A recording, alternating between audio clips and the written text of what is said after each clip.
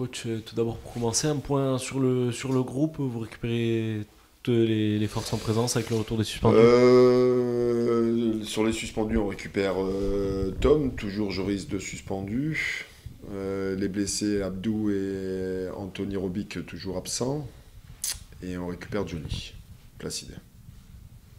Voilà sur l'effectif. Alors coach, après, juste avant les deux matchs à domicile, vous aviez fait un point avec les joueurs, vous étiez fixé des objectifs. Je suppose qu'aujourd'hui on est un peu en dessous des objectifs. Vous avez révisé un petit peu ce plan avec les joueurs, vous avez rediscuté? On n'a pas rediscuté de tout ça, à partir du moment où les choses ont été dites. Il y a eu une discussion, on en a tiré des conclusions.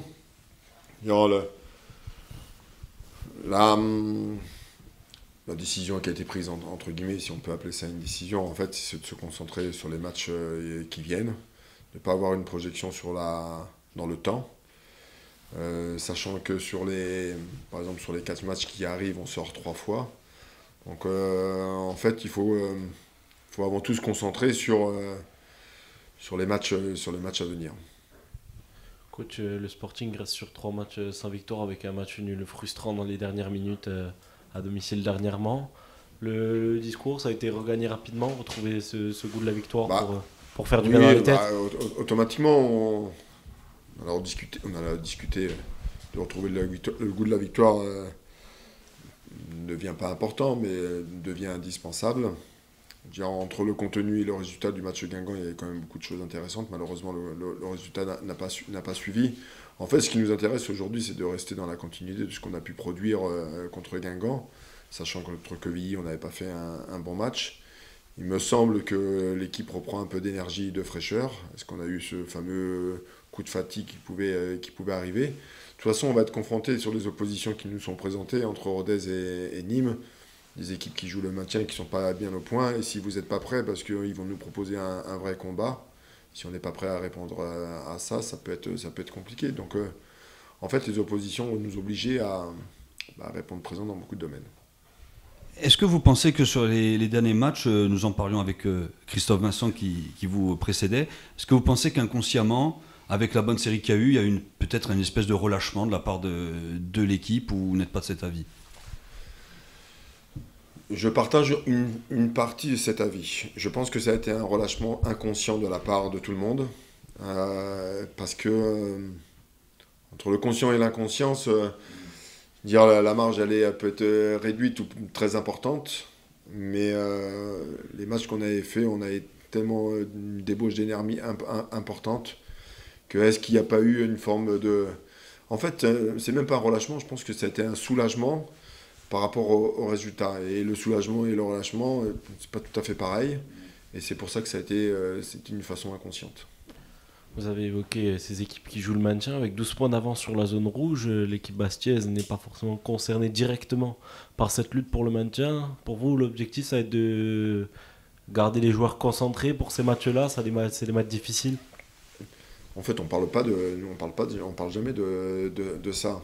Là, on va jouer des équipes qui sont pas très bien au classement. Rodez qui est dernier aujourd'hui. 4 jours après ou 3 jours après, ils jouent un quart de finale de Coupe de France. Je sais comment ça peut se passer dans la tête des joueurs aussi.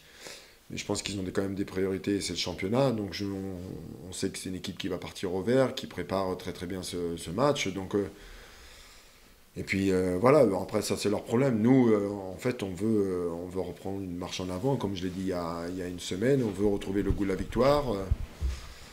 Voilà, il y a 2 matchs aujourd'hui qui se présentent entre Rodez et Nîmes. En fait, l'objectif de la semaine, c'est de prendre les 6 points. Et ce sera le discours qui me sera porté vis-à-vis du groupe. Alors justement, en parlant de Rodez, vous savez, c'est une équipe qui a un peu de visage. Il y a le Rodez de Coupe de France et le Rodez de championnat. Vous le savez mieux que nous, c'est 2 compétitions complètement différentes. Quand vous préparez le match, vous analysez aussi les matchs de Coupe de France ou vous les mettez à part pour la préparation vidéo ou... On monte que la vidéo sur la match de championnat. On ne s'est pas servi des matchs de Coupe de France. Alors j'ai regardé leurs matchs, oui. mais dans la préparation, on en parle très peu. Alors on donnera 2-3 stats par rapport à ce qu'ils ont fait. Ils sont quand même qualifiés à Monaco en étant revenus au score. Ils perdaient 2-0, 2-2. Ils étaient menés au score à Auxerre. Ils sont revenus, ils ont renversé la situation. Donc ça montre bien quand même que moralement ça va. C'est pas si catastrophique que ça quand vous jouez des équipes de Ligue 1 à l'extérieur.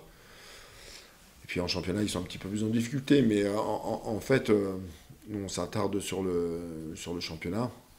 Puis on s'est rendu compte sur toutes les conditions d'équipe qu'ils ont pu mettre. Ils ont quand même changé quelques joueurs dans le secteur défensif, entre autres. Donc je ne veux pas en prendre compte. Voilà. Et puis je sais que c'est une autre compétition, c'est une autre attente.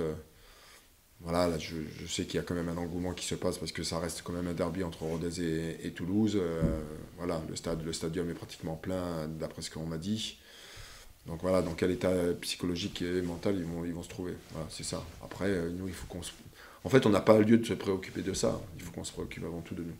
Malgré qu'on va prévenir les joueurs. Cette équipe de Rodez, elle n'a pas forcément réussi au Sporting depuis le retour en Ligue 2. Ouais, 2 défaites, un match nul. Une équipe, les 2 défaites à domicile qui nous ont imposé. Alors, c'était un match particulier en fin de saison, c'était l'avant-dernière journée. Et voilà, on n'avait pas répondu présent. Ils nous ont battus au match aller. En fait, on a revu certaines images du match aller et du match de la saison dernière. C'est une équipe qui impose parfois un faux rythme. Et quand ils imposent ce faux rythme, on n'arrive pas, nous, à aller au-delà.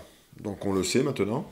Une équipe qui nous a aussi contré sur le match aller. Mais on n'avait pas su faire le nécessaire. On n'avait pas su mettre l'intensité pour dépasser ça. Et puis après, ils ont d'autres caractéristiques. Par exemple, c'est une équipe qui utilise le jeu long le plus souvent, le championnat de Ligue 2. Donc une équipe qui allonge beaucoup, qui a beaucoup de jeux directs, qui joue le second ballon, et qui c'est une équipe relativement assez performante dans ce principe de jeu, sur le second ballon.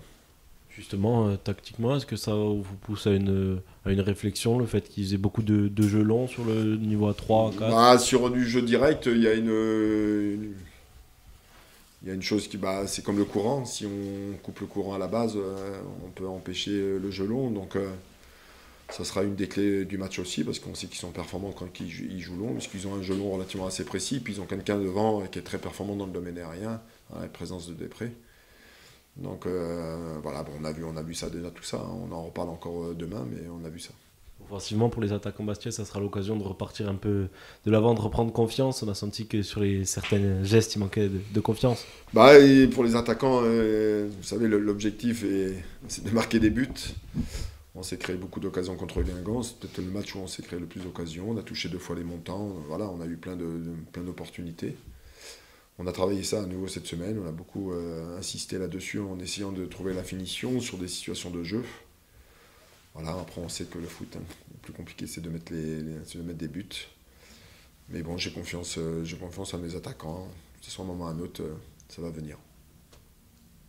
C'est bon ? Merci. Allez, merci. Merci.